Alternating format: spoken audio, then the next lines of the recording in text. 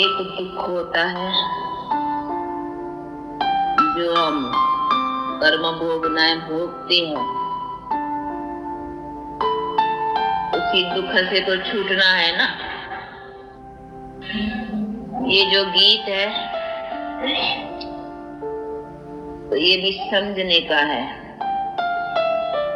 ऐसे नहीं है कि कांटों से क्या डरेंगे तो उसका मतलब है हम 5 विकार और दुख से क्या डरेंगे, नहीं। ये तो हमारा दुख भोगने का है ना। हाँ, उसी से अपने को छुड़ाने के लिए कोई कष्ट भी उठाना पड़े तो उसी कष्ट से क्या डरेंगे, समझा। जैसे गीता में भी कहा है ना कि जो अभी तुमको अमृत लगता है वो अंते जहर है, उसी जहर से तो डरना चाहिए ना। और जो अभी तुमको जहर लगता है, कठिन लगता है, वो अंते अमृत है, तो उस जहर से नहीं डरना है, क्योंकि इसमें अंते सुखदाई है। समझा। पहला डिफिकल्ट लगता है, परीक्षाएं आती हैं, थोड़ा बहुत सितम सहन करने पड़ते हैं। वो तो जो भी आए हैं उन्होंने भी तो कष्ट सहन किए हैं ना। लेकिन वो कष्ट और वो जो हम अपने दुख में कष्ट भोगते हैं उसमें फर्क है ना। अभी गांधी था, गांधी को गोली लगी, हाँ भाई ये कष्ट, लेकिन ये कष्ट तो उसका नाम हो गया ना भाई, देश की सेवा के लिए। तो देश की सेवा के लिए जिसमें अपनी जीवन उसने जितनी भी अपना सफलता का लिया, तो कहेंगे ना कि उसके सदके अगर जान भी गई या कोई सितम सहन किया तो कोई बड़ी बात नहीं। तो ये कष्ट और वो कष्ट में जो हम भोगते हैं दुख में, उसी में उसमें फर्क है।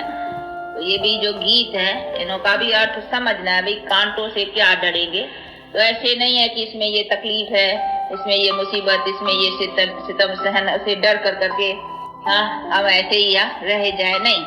इसमें तो हमको हिम्मत रखनी चाहिए। अगर इसके लिए हमको कुछ सहन भी करना पड़े तो मैदान पर आना है, क्योंकि इससे तो हमारी जीवन बनती है ना। दूसरी देखो हद की सेवाओं में भी जान देते हैं। हाँ, गांधी ने जान दी, नहीं परवाह नहीं की। हाँ चलो कहा बहुत हाँ जान जाएंगी, गई, परंतु वो हद का काम, उससे कोई वो कंप्लीट प्राप्ति तो नहीं रही ना। तो जब भी कोई हद की सेवा में भी इतना रखें, ये तो कंप्लीट प्राप्ति है। उसके लिए अगर थोड़ा बहुत गाली खानी पड़े, सुनना पड़े, कोई कष्ट सहना करना पड़े, दुनिया कुछ बुरा भला कहे या कुछ भी सहन करना पड़े, तो है कि उसी से नहीं डरना है, समझा। तो ये बातें भी समझने की है। बाकी ऐसे नहीं है कि दुख आए तेरा भाड़ा मीठा लागे। ऐसे बहुत है ना, वो कहते हैं कि क्या ऐसे डरना है, आया रोग आया, दुख आया, ये आया, नहीं उसका उपाय है तो क्यों नहीं लेना चाहिए। उसी से हम छूट सकते। उसके लिए अगर हमको कुछ सहन करना पड़े तो फिर दूसरी बात। तो ये सभी चीजें समझने की हैं। बेचारे कहीं इन्हीं बातों का ज्ञान न होने के कारण फिर कहीं इसी बातों में ऐसे समझ लेते हैं कि नहीं ये तो ईश्वर ने दिया है, नहीं दुख तो उसको मीठा करके भोगना चाहिए ना, फिर चाहे सुख दे चाहे दुख दे। वो है एक भक्ति मार्ग में इन्होंने फिर ये मार्ग निकला दिए, ये तसल्ली देने के लिए। भाई दुख तो आया है, अभी उसको दुखी करके भोगेंगे तो दुखी होगा, इसीलिए भाई ईश्वर तुमने ये भी दुख दिया है, चलो ये भी मीठा है, तो जरा हल्का हो जाएगा, भार जरा हल्का हो जाएगा। तो वो तरीके बैठ करके टेम्पररी दिल को जरा थोड़ा तसल्ली में लाने के लिए, वो भार हल्का करने के लिए ऐसे ऐसे बैठ कर करके बनाए। पर तो ऐसे तो नहीं उसका कोई भाड़ा है, उसने कोई हमको दुख दिया है या उसने कोई हमको दुखी बनाया है जो हम उसका वो दुख समझ कर करके मीठा भोगे, नहीं। है तो हमारे कर्म की और हमारे भी उल्टे कर्मों की नतीजा है, तो उसी को तो हमको सुधारना चाहिए ना। तो ये सभी चीजें, पर तो उसको सुधारने का नॉलेज नहीं है ना कि किस तरह से इसको सुधारे। तो आया है तो उसको भाड़ा मीठा करके भोगो, भाई दुखी होकर के भी भोगे, इससे तो ईश्वर का दिया हुआ, इसको भी समझे तो चला भोगने में जरा ठंडा रहेगा, नहीं वो तीखा नहीं लगेगा भोगना, तो कहेंगे ईश्वर ने दिया है बस। तो ईश्वर का दिया हुआ तो अच्छा या बुरा फिर ऐसा समझ करके बुरे को भी अच्छा समझ के चलेंगे। इसी तरीके से वो टेम्पररी अपने को थोड़ा शांति मन को लाने के लिए। तो ये हो गई अलग काल की शांति के तरीके। लेकिन बाप तो हमको बैर कर करके कहते बच्चे प्रैक्टिकल सदा काल के लिए तुम्हारे पास शांति और सुख आवे, वो किस तरीके से आएंगे उन्हीं बातों को समझो। तो वो तो कहते हैं ना कि ये तो दुख मेरा थोड़ी, ये तो तेरा है, इसको तू समझ, और समझ कर करके इसी कर्म को तू मत बना जिससे तेरा दुख बनता है। तो ये बनता है 5 विकारों से, माया के संग से। अभी तुम टोटली उसका संग छोड़ दो, ऐसा नहीं थोड़ा संग करो, थोड़ा छोड़ो न, टोटली एकदम एंड सब सरेंडर। माया का एकदम संग छोड़ दो, जिससे बनता ही दुख है। ऐसे नहीं माया से कुछ सुख बनता है, नहीं से बनता ही दुख है। तो इसीलिए दुख का तो संग छोड़ देना चाहिए ना। इसीलिए बाप कहते उनका संग ही छोड़ो, अब मेरा संग पकड़ो। तो मेरे से तो कोई ऐसा नहीं है कि थोड़ा दुख थोड़ा सुख, नहीं, मेरे से तो है ही सुख।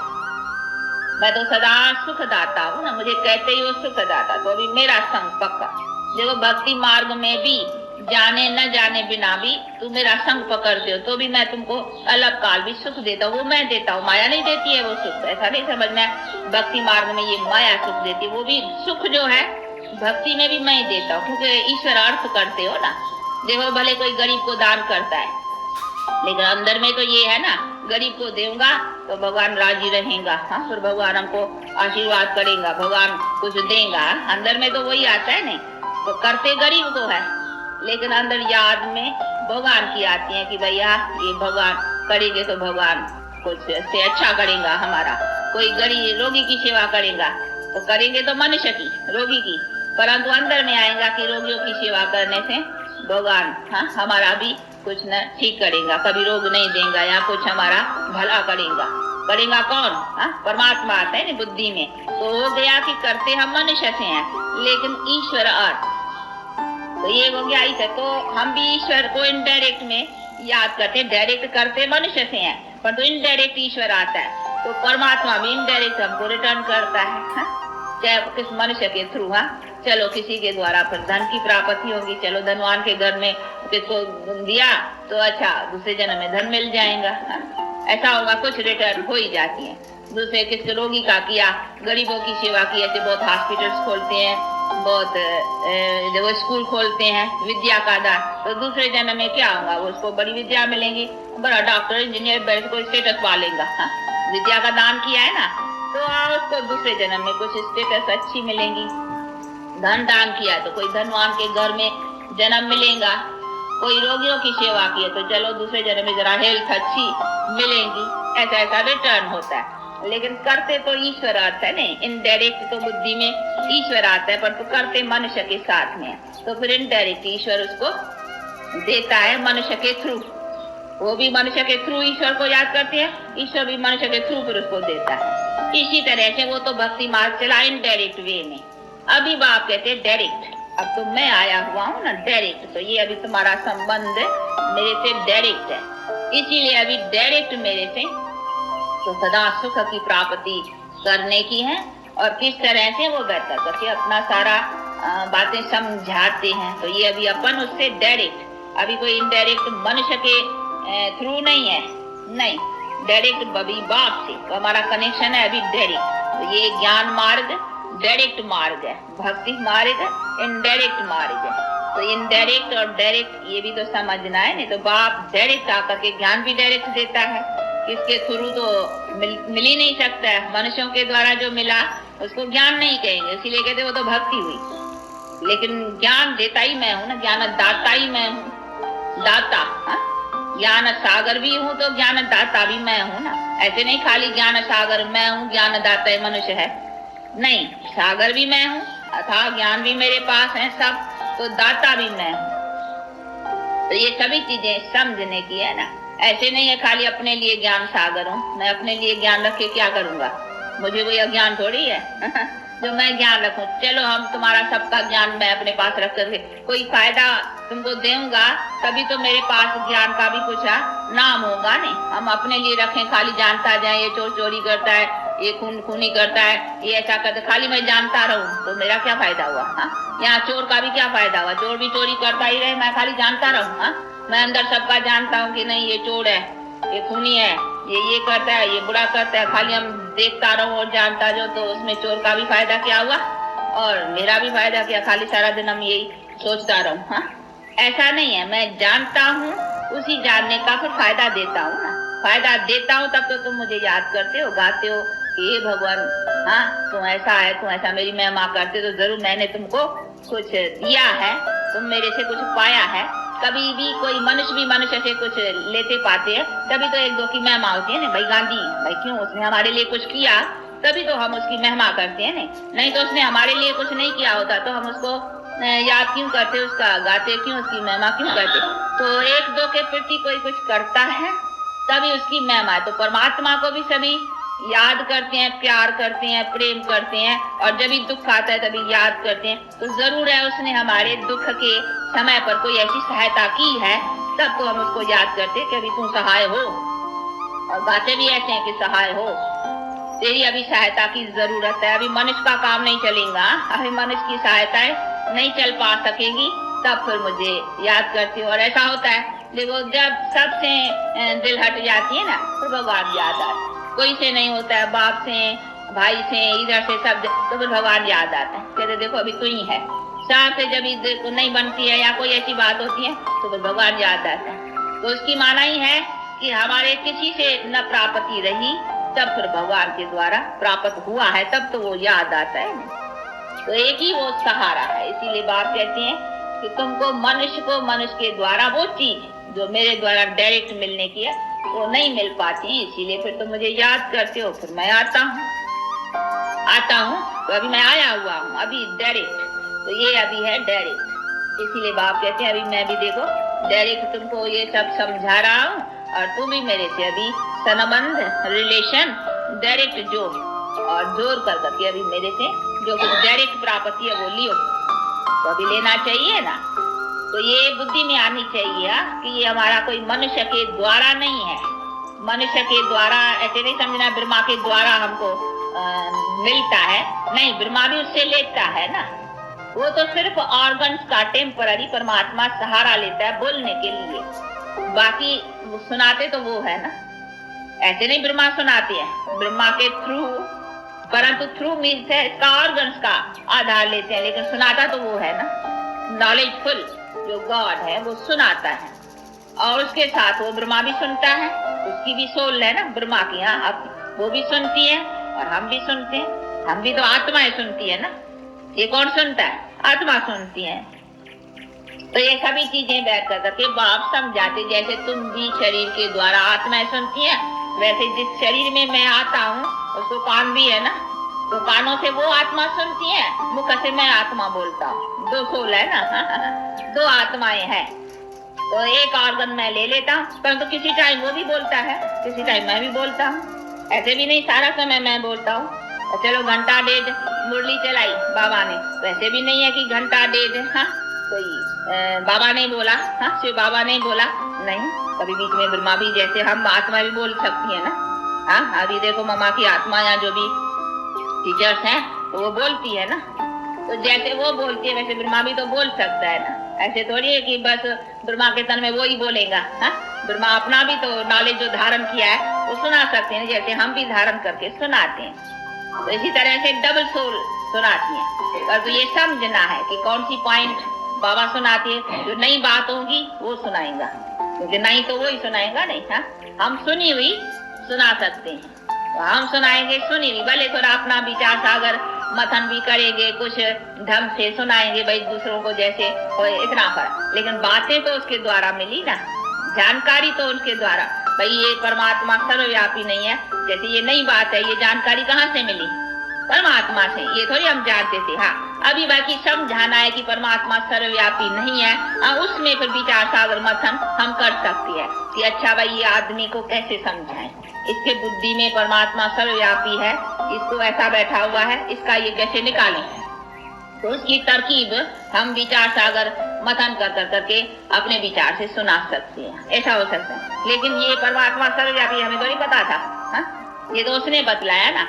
इसी तरह से जो नई बात है, नई पॉइंट है, बाबा देगा। कभी तरकीब भी नहीं समझाएगा, कभी नई बात भी देगा, कभी हम भी तरकीब निकालते हैं, कभी ये तो होता है। तो ब्रह्मा में भी ना ब्रह्मा की सोच और फिर बाबा की या शिव बाबा की सोच, तो दो है ना, तो कभी वो भी सुनाते हैं एक ही टाइम। एक पॉइंट वो सुनाएगा तो दूसरी पॉइंट वो भी सुना लेगा, वो भी कम थोड़ी है, वो सुनाएगा। तो ये सभी होता है, परंतु ये ऐसी बात है जो देखने से समझ में नहीं आएगी। आप सुनेंगे बाबा के मुख से मुरली तो ऐसे समझ में नहीं आएगा कि ये शिव बाबा बोलता है या ये ब्रह्मा बाबा बोलता है, कौन बोलता है। परंतु हाँ, ये नॉलेज से, बुद्धि से समझा जा सकता है। कोई देखने में कुछ नहीं आएगा, कहीं आते नहीं मानना है, नहीं वो समझते शायद दिखाई पड़ेगा अभी शिव बाबा बोलता है या ब्रह्मा बोलता है, या वो देखने लग पड़ते हैं ऐसे। परंतु वो देखने की तो कोई चीज नहीं है ना जो दिखाई पड़ेगा, नहीं, ये बुद्धि से समझने की बात है। हम परमात्मा को भी देखने से नहीं समझते हैं, बुद्धि से समझते हैं, जान करके, नॉलेज से, ज्ञान से। अगर ज्ञान नहीं है, बतलाए ना, इस चीज का हमको ज्ञान नहीं है तो हम भले कितना भी देखें इसको, लेकिन हमको नॉलेज नहीं है ये काहे के लिए चीज है। हाँ, तो क्या करेंगे वो। हाँ, कोई गांव वाले है बेचारे, कभी उन्होंने ये देखा ही नहीं है। हाँ, तो गाँव वाले हो जिन्होंने कभी ये टेप मशीन और ये न देखी, उसके आगे जाकर के ये रखो, हो गएगा पता नहीं ये क्या है। हाँ, पता ही नहीं होगा ना, तो उसको थोड़ी वैल्यू होगा इसका। हाँ, इसी तरह से जो पहले नॉलेज चाहिए ना कि भाई इसका क्या है, इसकी वैल्यू क्या है, इससे क्या काम होता है, इससे क्या, तो उसका कद्र रहेगा, उसका पता रहेगा। तो इसी तरह से पहले ज्ञान, तो हमको भी परमात्मा ज्ञान से जाना जाता है, वो अपना परिचय देता है कि मैं क्या हूँ, कैसा हूँ, तभी। लेकिन देखें ऐसे तो बहुत आत्मा के, परमात्मा के साक्षात्कार तो भक्ति मार्ग में भी करते हैं, फिर क्या हुआ। तो साक्षात्कार से सिर्फ काम नहीं चलता, उसका ज्ञान चाहिए ना। इसी तरह से बात कहते हैं कि हाँ, ये भी बातें ज्ञान से जानी जाती हैं। कोई देखने से पता नहीं लगता है, लेकिन बुद्धि से समझा जाता है कि ये बात, हाँ, ऐसा लगती है ये शिव बाबा का बोल रहा है, ये ब्रह्मा का है, समझी जा सकती है। तो ये सभी चीजें बहुत समझने की है और समझ कर करके और फिर धारण करने की है। तो अभी बैठ कर करके बात समझाते हैं कि अभी मेरा डायरेक्ट है तुमसे रिलेशन, बंद। अभी मैं डायरेक्ट सुनाता हूँ, तुम भी मेरे से डायरेक्ट रखो। अभी किसके थ्रू तो नहीं ना, मनुष्य के, अब डायरेक्ट। इसीलिए हमारा लेना देना डायरेक्ट उसके साथ है। जो हम करते हैं अभी उनके साथ में करते हैं, तन से, मन से, धन से, अभी उनके साथ करते हैं। नहीं तो उनके साथ करते हैं, तो उनके द्वारा डायरेक्ट करने में फायदा है। इनडायरेक्ट में भी हमको कुछ ना कुछ फायदा मिल ही जाता था, अभी तो डायरेक्ट करते हैं तो उसका और इंटरेस्ट ज्यादा मिलेगा ना। एक का 10 गुना, 100 गुना, 1000 गुना ज्यादा मिलेगा, क्योंकि डायरेक्ट उसका हम संबंध जोड़ करके उसके साथ सौदा डायरेक्ट करते हैं। तो अभी हम सौदा डायरेक्ट करते हैं, एक्सचेंज करते हैं। और बाप कहते हैं बच्चे पुराने लियो और नए लियो, एक्सचेंज, सब एक्सचेंज, बॉडी एक्सचेंज, आत्मा भी इम्प्यूरिफाइड से प्यूरिफाइड, सब एक्सचेंज। उससे हमको सब सारा संसार एक्सचेंज में मिलता है। तो अभी उसकी एक्सचेंज में लेना। देखो वो तो बड़ा धनी कहो क्या कहो, उसको धनी भी क्यों कहा, उसके पास तो सब अच्छा है ना, इसीलिए उसके पास तक उसी से हम लेते हैं तो हम कितने भरपूर हो जाते हैं। इसीलिए कहते हैं झोली, और झोली भरते हैं ना कि भगवान दियो, परंतु इसी झोली में नहीं है। ये हमारा ये झोला है ना, बुद्धि झोला है, उसमें नॉलेज भरते हैं, उसी से फिर हम आत्मा सदा प्रालब्ध सुख की लेते हैं। तो आत्मा का झोला ये नहीं है, ये तो शरीर का झोला है। आत्मा का झोला बुद्धि है, जिस बुद्धि में हम ये सब भरते हैं, जो संस्कार भर के जाते हैं, वो फिर हम संस्कारों की प्रालब्ध लेते हैं। तो अभी उसमें भरता है नहीं, आत्मा में मन बुद्धि जो है उसी में सब भर के ले जाना है। तो आत्मा में कैसे भरा जाता है वो बैठ कर करके बाप अभी इतनी छोटी सी आत्मा में देखो कितना सब 84 जन्मों का पाठ और कितना ये सब है, तो छोटा सी वो देखो कहते नहीं एटॉमिक बॉम्ब से, वो कहते जरी कण, ये है क्या, इतनी चीज बिल्कुल छोटी, लेकिन पावर देखो उसकी कितनी है। जैसे इतनी छोटी की वो पावर है, वैसे ये भी आत्मा इतनी छोटी की बड़ी पावर है। इसमें कितना पाठ, कितना जन्मों का ये सब चलता है। तो बाप बैठ कर करके अभी समझाते हैं कि बच्चे ये अभी आकर करके तुम्हारा लास्ट जन्म का हिसाब रहा है, अभी इसमें फिर तुम्हारा सारा जन्मों का अभी फिर नया खाता भरता है। वो कैसे भरता है फिर अभी नया खाता को बैठ कर करके बाप दिखलाते हैं कि कैसे भरो। भरो तो ऐसा भरो जिसमें तुम सदा सुख पाते चलो। तो अभी फिर अपने को नया भरने का है। तो अभी ये सब अपने को एक्सचेंज कर करके पुराना एक्सचेंज और नया लेना है। कभी एक्सचेंज सौदा है नहीं, हाँ वो एक्सचेंज सौदे करते हैं नहीं बहुत, हाँ पुराने बर्तन लेते हैं नए देते हैं, कहीं एक्सचेंज सौदे होते हैं ना, तो ये भी एक्सचेंज सौदा है। इसीलिए कहते हैं ये दे सेट सभी संबंध जो भी कुछ है ये पुराना मुझे दियो, मैं तुमको दे, और दे सेट सभी संबंध सब नया दूंगा। तो ऐसा सौदा करने में कोई नुकसान है? हाँ बड़ा फायदा है। तो इसीलिए ऐसे फायदे को पाने के लिए आगे बढ़ना चाहिए, इसमें नुकसान ही क्या पड़ता है। तो ये एक्सचेंज सौदा है, तो एक्सचेंज करो। इसमें रखा ही क्या पुराना, दे में क्या है, हाँ रोगी दुखी ये फलाना देखो अकाले मृत्यु। हम अगर इसी देह से ममत निकाल करके और देह से संबंधों से ममत निकाल करके अभी हम बाप के हो जाएंगे, तो फिर हमको एक्सचेंज में दे भी अच्छी मिलेंगी, हाँ और फिर हमको सारा संबंध देखो लक्ष्मी नारायण का संबंध कितना अच्छा है। ऐसा संबंध मिले पति पत्नी और बाप बेटे, हाँ और सभी ऐसे, तो ऐसे संबंध मिले तो अच्छा है ना, उसमें हम सदा सुखी रहेंगे। इसमें तो दुखी दुख है ना, राजा प्रजा सब संबंध अच्छा हो जाएगा ना। ऐसे मनुष्यों की इन्हीं के हम राजा प्रजा होकर करके सुख पाए तो देखो कितना सुख हो जाएगा। इसमें कभी होगा अन्न नहीं मिलेगा, कभी कोई दुख होगा या कहीं बातें हो, कुछ नहीं। कुदरती आपदाएं भी कंट्रोल में, हाँ यानी वो भी सतो प्रधान।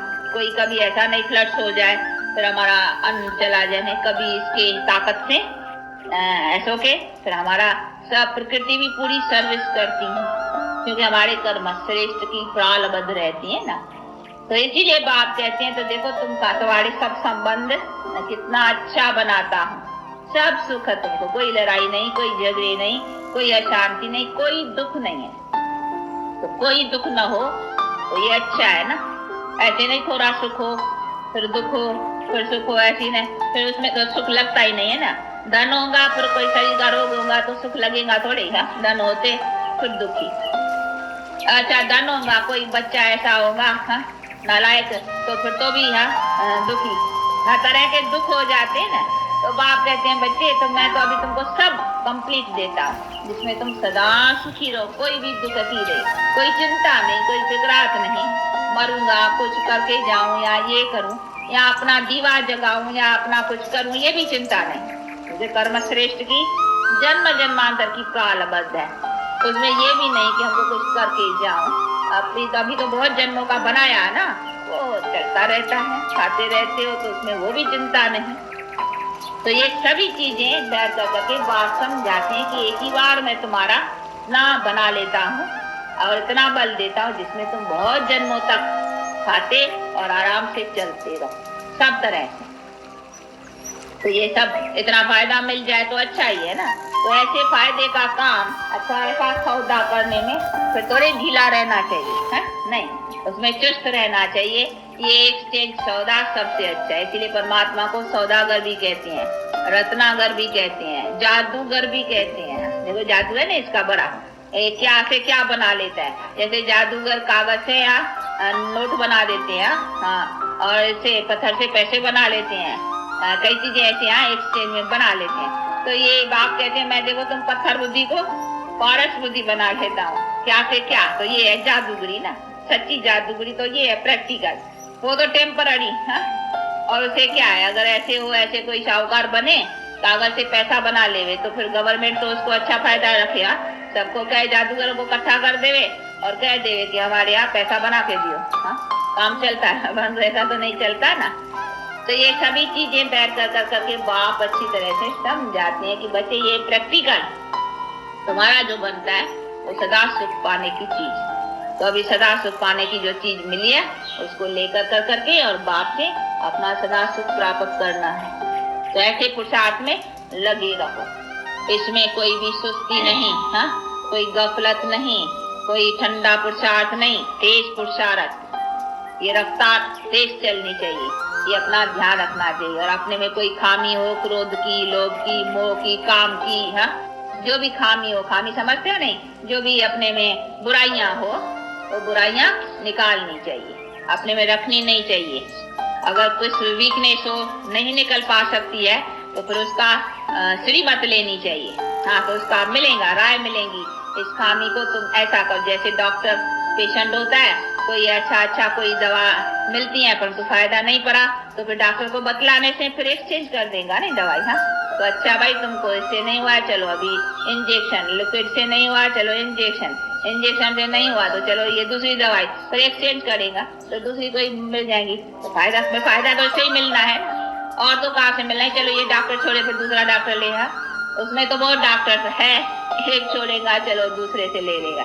इधर तो है ही एक, इसका इलाज करने वाला ही एक है और अथॉरिटी वही है, उससे ही होने का है। ऐसे नहीं है कि होने का नहीं है, होने का भी उससे ही है, परंतु कोई ऐसी तरह से उससे अपना इलाज लेवे ना।